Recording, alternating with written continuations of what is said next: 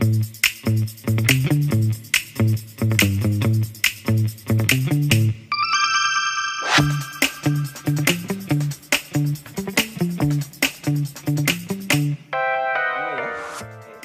baik. Bismillahirrahmanirrahim. Selamat pagi, sahabat-sahabat InAsia dari Sahabat Insurance. Alhamdulillah pagi ini kita bisa laksanakan pelatihan mengupas mengenai marine cargo. Ya, mulai dari pengenalan produk marine cargo-nya, ya, nanti contoh kasus dan sebagainya, sampai essential clause atau klausula-klausula esensial untuk marine cargo. Ya, kita akan bahas itu dalam 2 kali pertemuan tanggal 20 dan tanggal 27 Juli. Agendanya nih, nanti pembukaan, Bu Silvi kasih semangat kita-kita semua yang ada di manapun berada. Oke, silakan Bu Silvi. Oke, selamat pagi Pak Robi, Pak Miko, teman-teman semuanya ya, salam sehat semuanya. Terima kasih buat kesempatan ini, yaitu dari InAsia telah akan memberikan pembahasan tentang marine cargo. Tentunya saya berharap teman-teman semua seperti yang kami katakan bahwa teman-teman ini ada yang sudah pakar, mungkin ada yang baru beberapa tahun ya. Prinsipnya adalah saya selalu pegang prinsip seperti ini. Ini pepatah kuno sih, bahwa kalau kita mengatakan bahwa kita sudah ngerti itu marine cargo ya, ibarat seperti cangkir mungkin yang seusia saya mengerti peribahasa ini kali ya.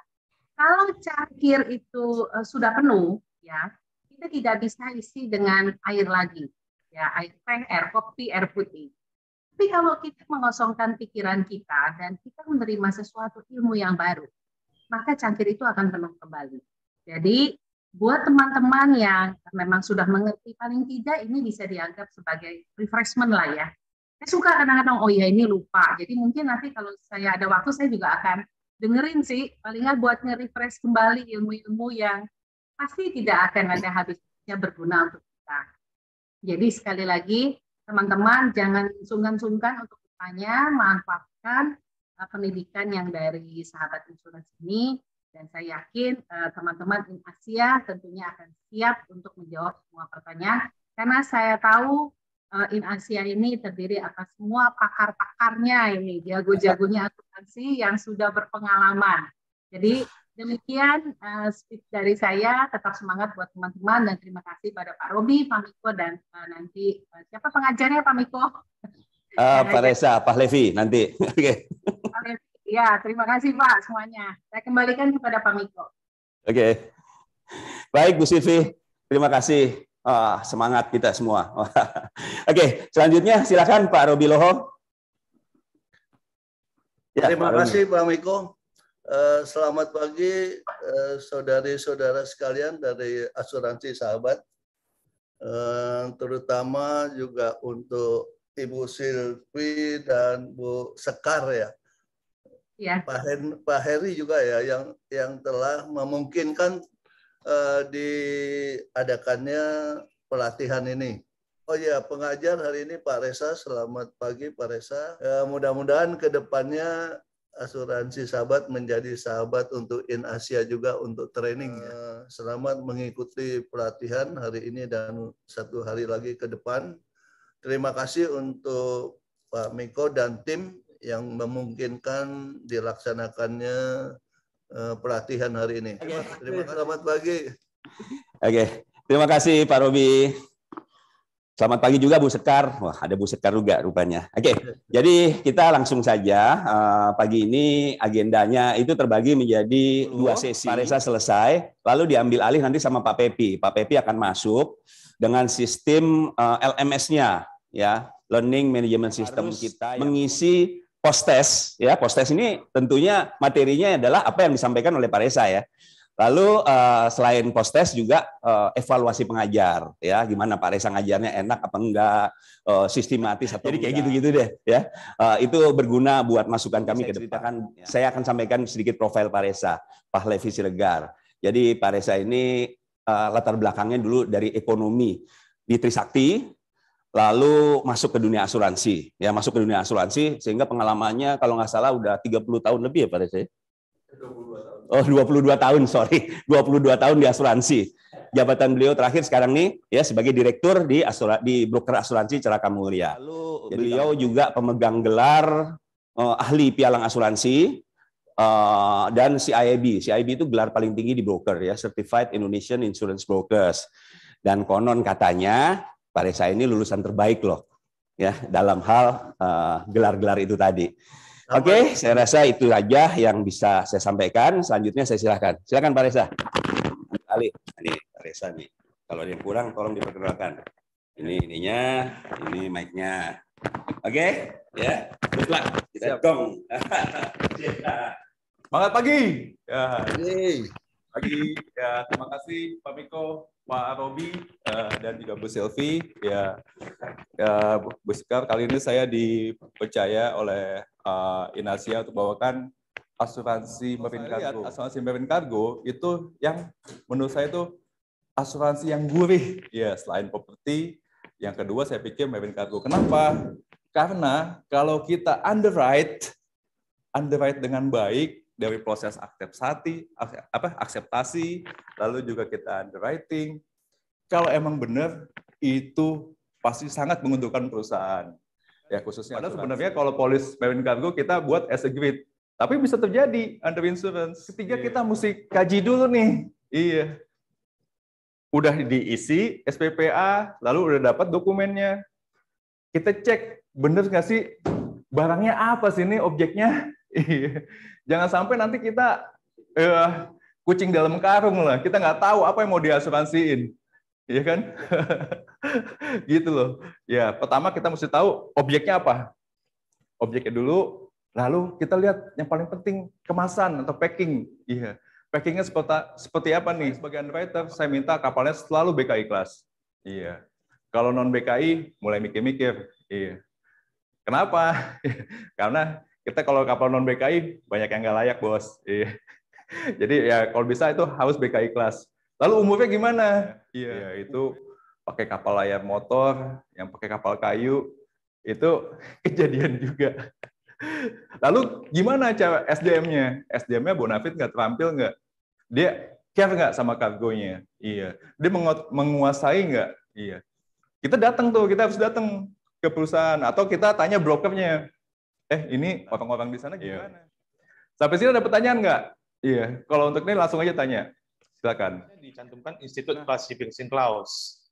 Nah, itu kita ada website atau aplikasi untuk mengecek connecting vessel nggak Pak ya? Supaya kalau kita minta dari tetanggung kan mereka agak repot ya, karena mesti diinfo lagi 2 minggu ke depannya gitu Pak.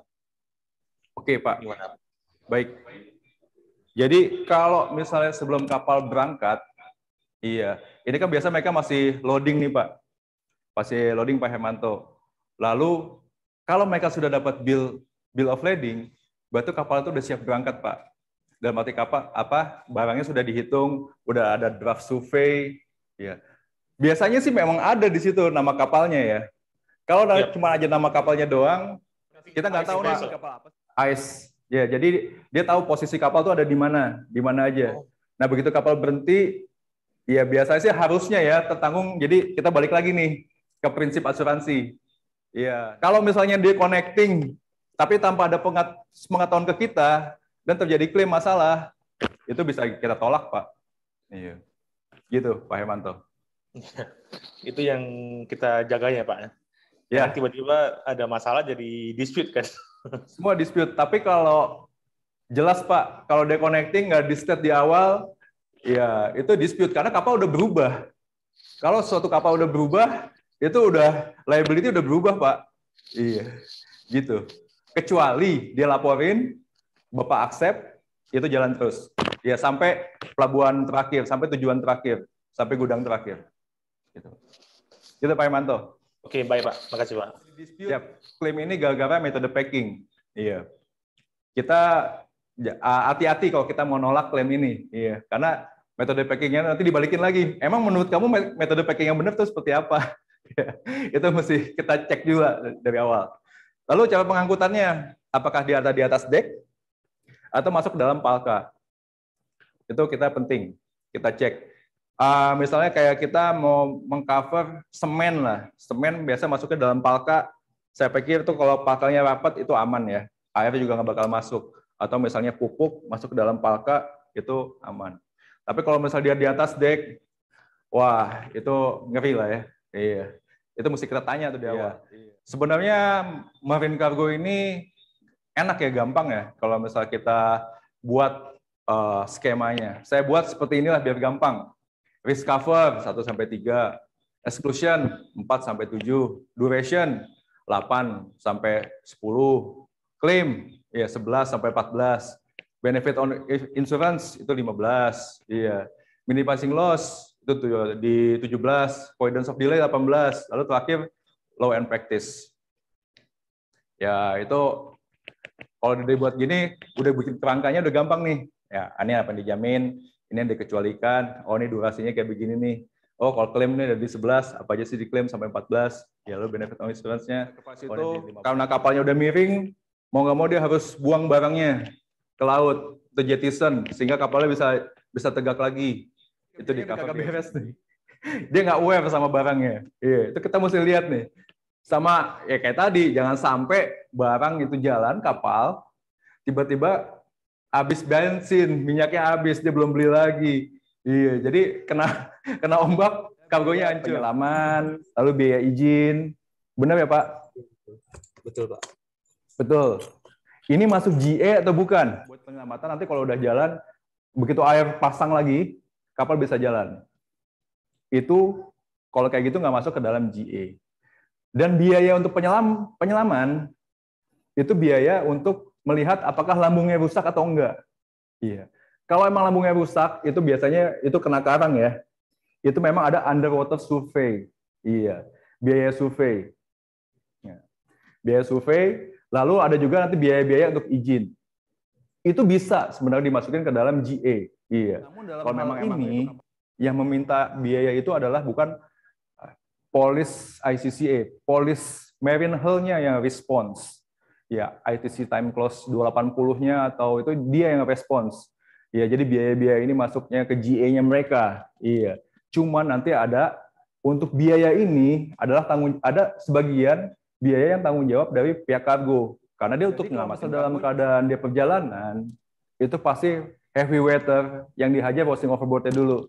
Jadi yang jatuh adalah kargonya dulu. Kargonya cover dong, ICCA. Iya, ICCP juga cover, kecuali ICCC. ICCC nolak posting overboard. Iya, jadi kesapu ombak. Barangnya jatuh, lambungnya, bawahnya, bottomnya itu pada robek. Iya, sehingga kapal harus di strandedin dulu di suatu tempat. Iya, jadi kontainernya jadi jatuh atau ngapung segala macam tenggelam. Itu ya bisa kejadian. Kita memang posisinya justru diam di sini membahayakan orang, membahayakan kapal lain, mau jalan itu jadi susah sehingga kapal ini tabrakan. Ya itu bisa jadi malah diem malah jadi salah.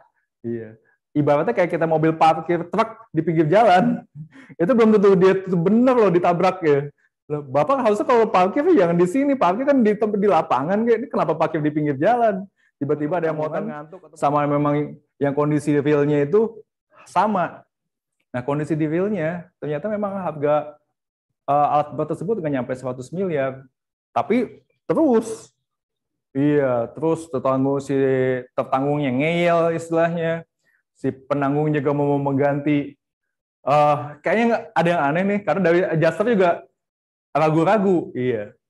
Ya, kita di situ kita bisa ngelihat temuannya. Case yang lain, case kayak inland transit. Inland transit, banyak case ya. Saya menganalisis. Iya. Nah, ini ada satu lagi klaim accident pada saat loading. Nah, loading ini penting juga nih. Iya. Kita tahu PBM-nya, perusahaan bongkar muatnya kayak gimana. Metode loadingnya seperti apa. Iya. Jadi kalau misalnya kayak batu bara di bars, itu adalah misalnya dari pakai conveyor ya. Conveyor, tumpuk. Terima kasih Pak Reksa atas sharingnya. Ya, saya rasa Pak Reksa nggak akan keberatan kalau nanti teman-teman sahabat ada yang mau ngobrol lebih lanjut gitu mengenai silakan Pak Beki, Jamil Alif ya dari saya. Terima kasih ya sudah bergabung hari ini. Kita ketemu lagi tanggal 27 ya. Oke, Pak Reza mungkin mau pamit dulu. Silakan Pak Reza. Terima kasih Pak Miko, ya, dan kawan-kawan sahabat semuanya, Bu Selvi, ya, yang saya hormati dan teman-teman, ya, semoga saya berharap sih semoga yang apa saya sampaikan itu bisa bermanfaat ya untuk sebagai dari underwriters dan bahkan untuk marketing. Iya, kita bisa jualan nih, mana kita bisa pilih rute-rute yang bagus atau misalnya kargo-kargo yang bagus, objeknya itu bisa juga. Ya, ya mohon maaf kalau misalnya salah penyampaian ada yang kurang berkenan. Sekali lagi, ya untuk itu saya undurkan diri. Oke, terima kasih. Terima kasih. Selamat siang. Ya, thank you. Ya, baik, terima kasih Pak Reza dan juga Pak Miko. Ya, sekarang kami akan standby sampai jam 1 untuk Zoom-nya. Bapak dan Ibu bisa melakukan post-test di modul LMS kami. Ya, untuk caranya seperti yang kemarin sudah saya share, apabila ada kendala boleh di WA saja atau dihubungi kami agar kami bisa support segera. Nanti akan saya support segera. Ya, demikian rangkaian acara kami, Bapak dan Ibu. Apabila ada kekurangan dan lainnya, kami mohon maaf. Wassalamualaikum warahmatullahi wabarakatuh. Terima kasih untuk hari ini. Waalaikumsalam warahmatullahi wabarakatuh.